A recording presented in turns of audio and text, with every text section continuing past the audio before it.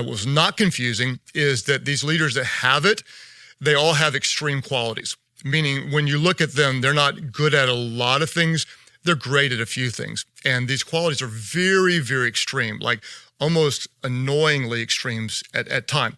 And that's no surprise because we know greatness is always found in the extremes. Don't try to work away your extremes, embrace them, because that's where greatness is found. That was not a surprise. Here's what was shocking, very confusing, is that these leaders that had it, they had extreme qualities that seemed to contradict one another.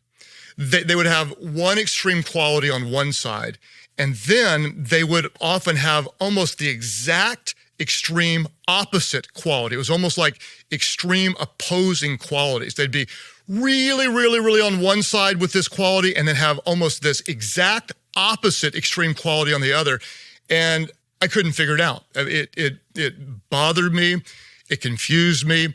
I looked at it, I analyzed it, and we saw it over and over and over and over and over again. Now, if you don't know, besides teaching leadership, my first calling is I'm a pastor. And so I went to look at the one that I talk about when I'm preaching sermons, and that is Jesus. And what I realized about Jesus is, guess what? He's got some extremes. And guess what else? He has what appears to be very opposing extremes. Think about it. Jesus, according to Scripture, is, on one side, he's fully God. That's an extreme. And at the very same time, he's fully man. Opposites and extremes, and they both coexist.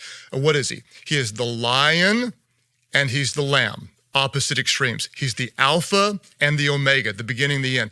His teachings were extreme. He'd say things like, to find your life, you have to lose. If you want to be great, you serve. And so all of a sudden I recognized that sometimes those leaders that have it, they have what I'd call a leadership paradox. Here's my definition for leadership paradox.